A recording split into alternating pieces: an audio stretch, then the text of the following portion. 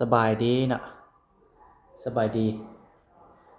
ลูกค้าสายเดินป่าเขาหมดทุกคนเนาะหมดทุกคนมื้อนี้ก็ทางห้านสิมารีวิวเครื่องเนาะมารีวิวเครื่องให้ลูกค้าได้เบิ่งอีกเนาะอ่าสำหรับสินค้ามันจะมีบริการ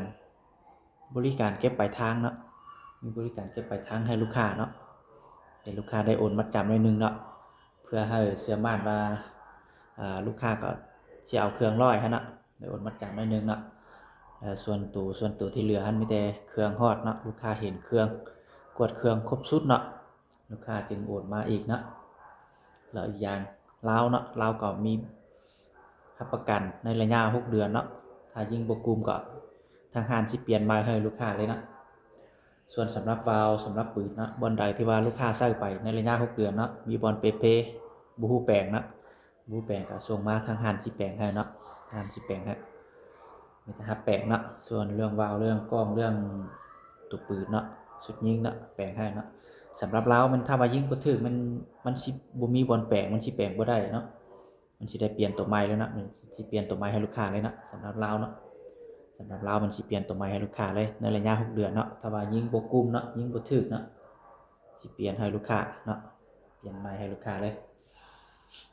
มื้อนี้มารีวิวก็จะมี2เครื่องเนาะ2เครื่องมีอยู่2กระบอกเนาะมีอัน MC เนาะ MC แล้วก็มี K2 เนาะมารีวิวให้ลูกค้าได้เบิ่งเนาะประกอบเป็นถังอลูเนาะกับกล้อง Discovery เนาะตัวนี้เป็น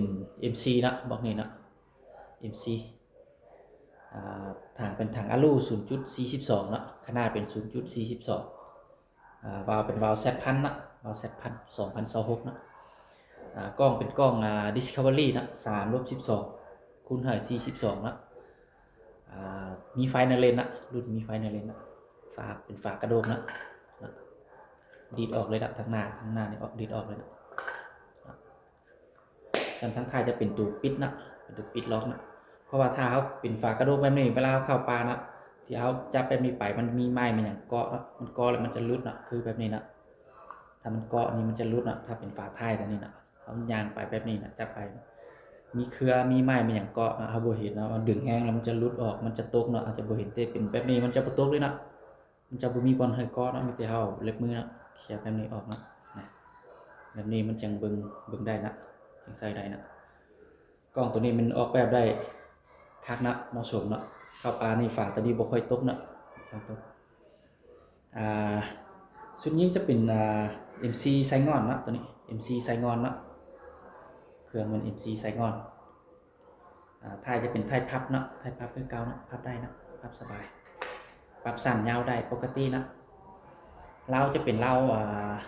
FX นะเรา FX ยาว50นะยาว50เซนนะเก็บเสียงเป็นGentex สีดำนะแล้วกล้องตัวนี้จะมีไฟในเลนนะตัวนี้มันบนเปิดไฟนะเปิดไฟในเลนนะ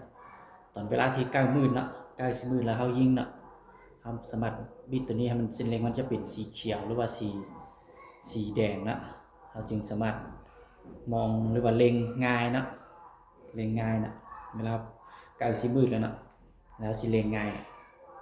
ปรับตัวนี้มันจะมีปรับระดับไฟนะ1 2 3 4 5นะระดับมี5นะมี5ระดับนะระดับที่1นี่มันจะไฟจะอ่อนๆนะมันจะค่อยๆเข้มขึ้นฮอดเลข5นะเลข5มันจะเป็นไฟที่ว่าแห้งเลยนะระดับไฟมันนะบอกนี่มันราคา6ล้านกับ8แสนนะ6ล้านกับ8แสนมีแต่ลูกค้าคนใดสนใจก็ทักมาเลยนะเครื่องใหม่ๆเนาะก็ประกอบเนาะประกอบมารีวิวให้ลูกค้าได้เบิ่งเลยนะ6ล้าน8แสนมีของแถมครบชุดคือเก่าเนาะกบสู้ลูกปืนโม่สุดโอลิงนะครบชุดพร้อมยิงเลยนะลูกค้าคนใดสนใจก็ทักมานะราคา6ล้าน8แสนนะแล้วก็บอกตัวที่2ตัวนี้จะเป็นK2 นะตัวนี้นะซึ่งนี้เป็นK2นะตัวนี้ซึ่งนี้K2วาล์ว Z1000 นะวาล์ว Z1000 นะวาล์ว Z1000 2026นะตัวปืนก็2026นะเล็กปรับในนะปรับในทางเป็นทางอลูเนาะทางอลูข ขนาดมัน 0.42 เนาะ 0.42 ไทยกับพับได้นะเป็นไทยยางพับได้คือกันนะพับได้พับสั้นยาวได้นะปกตินะกล้องก็เป็นกล้อง Discovery นะ3-12คูณ42นะคือกับรีวิวแล้วนะจะเปิดไฟในเลนได้นะตรงนี้นะระยะซูมมันจะมี3 ฮอด 12นะ3-12มันจะเป็นระยะซูมมันนะ3 ฮอด 12นะเขาซูมสามารถซูมให้นะเห็นตัวสัตว์นะเห็นเป้ามันใหญ่ขึ้นนะมันจะเป็นตัวซูมนะ42จะเป็นขนาดของวงวงมันอย่างนั้นแหละ ขนาดของมันนะขนาดใหญ่นะขนาดวงใหญ่ให้มันนะ42นะเลนมันนะเลนทั้งหน้านะ42นะขนาดเลนลาวก็จะเป็นลาว FX คือกันนะลาว FX คือกันเก็บเสียงเจนแท็กคือกันนะระยะบางผลเนาะยิงนกเป่ายิงฮอกก็70-80เมตรนะระยะบางผลเนาะรับประกันบางผลให้ลูกค้านะระยะ70-80เมตรบางผลยิงนกเป่ายิงฮอกเนาะรับประกันให้ลูกค้าส่วนนี้เป็นสัตว์ใหญ่กับที่ฮอด100 เมตรนะ100 เมตร100 เมตรนะได้เนาะสัตว์ใหญ่นะงามใหม่ๆเนาะยังเลื่อมเลยเนาะบ่ทันจับบ่ทันบายเนาะมีแต่มาประกอบแล้วก็รีวิวให้ลูกค้าได้เบิ่งเนาะใหม่ๆเนาะตัว K2 ราคา7,500,000เนาะลูกค้าสนใจก็ทักมาเนาะทักมาเครื่องมันมีพร้อมส่งให้ลูกค้าเนาะ7,500,000มีกล่องสูบมีลูกปืนมีโม่มีสุดโอลิงเนาะพร้อมยิงเลยเนาะมีแต่สั่งเครื่องฮอดก็เข้าปลาได้เลยเนาะสั่งเครื่องไปฮอดลูกค้าเข้าปลาได้เลยเนาะพร้อมจะมีครบเนาะครบอุปกรณ์ที่เอาสิเข้าปลาแล้วเนาะมีครบมีลูกปืนมีโม่มีสุดโอลิงเนาะมีกล่องสูบแล้วมันเข้าปลาได้เลยเนาะโดยที่บ่ได้ซื้อมีหยังเพิ่มเลยเนาะ